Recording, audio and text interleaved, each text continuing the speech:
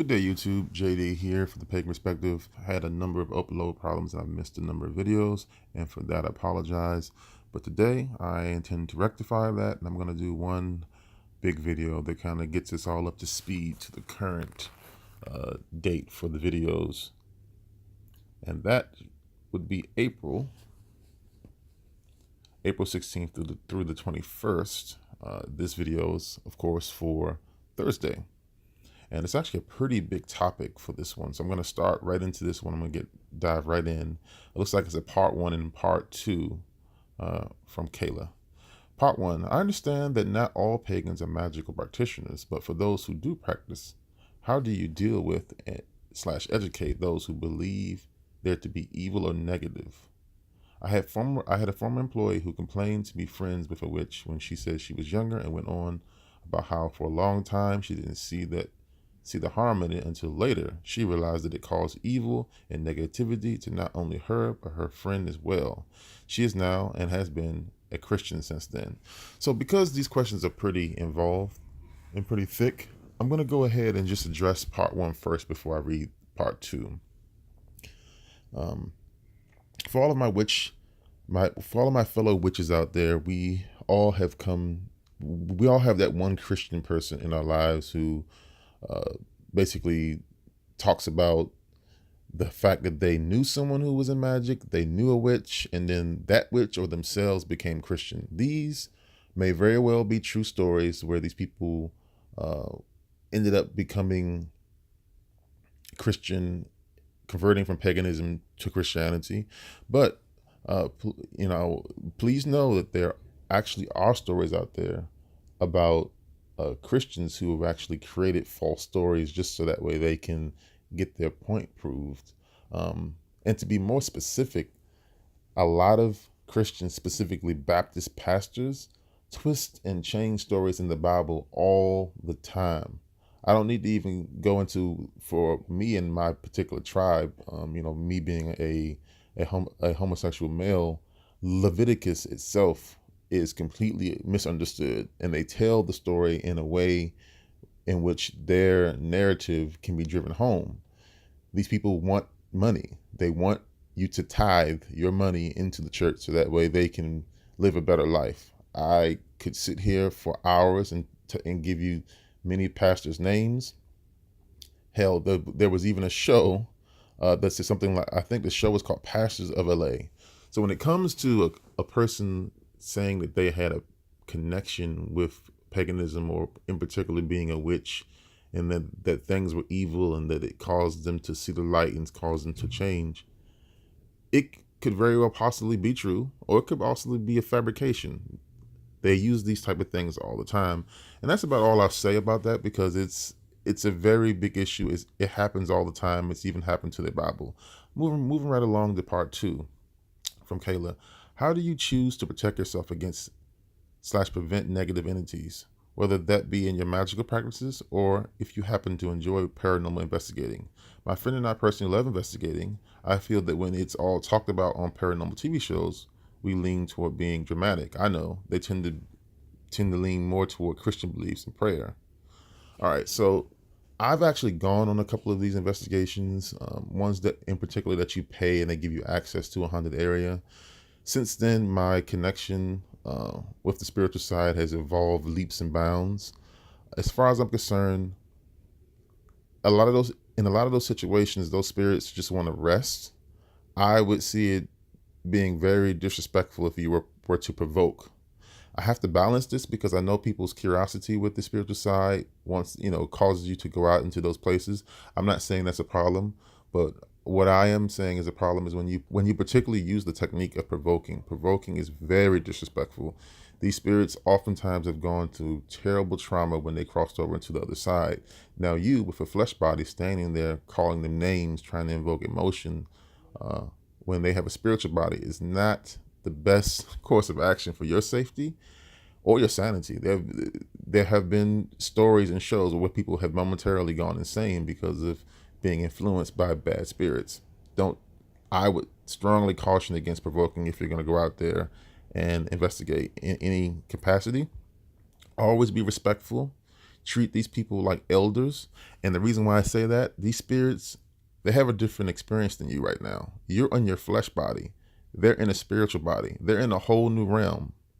They understand that realm in ways in which you won't know until you cross over.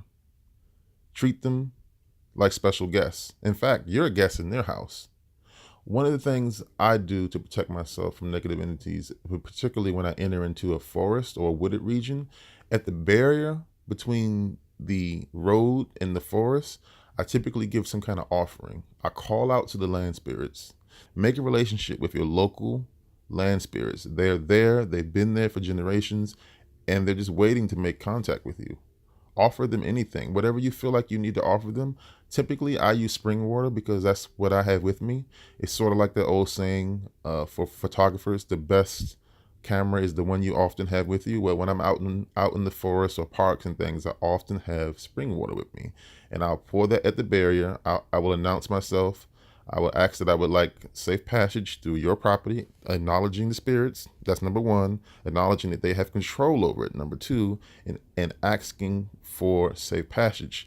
What you'll find is that when you return to that place the second time, it might feel a little bit more welcoming. You start to feel like you're getting subtle hints and things. And depending on your psychic development, something may speak to you. You may even see it on the spiritual side. These are ways to protect yourself.